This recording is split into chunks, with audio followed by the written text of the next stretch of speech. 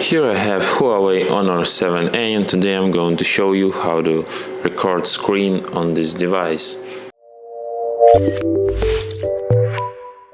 So first of all you have to go to the upper bar. Here you have to click on the edit button and here you have screen recorder. So next what you have to do is to choose sound source. Let's suppose that you want to choose system. OK, and in a 3 seconds the recording starts.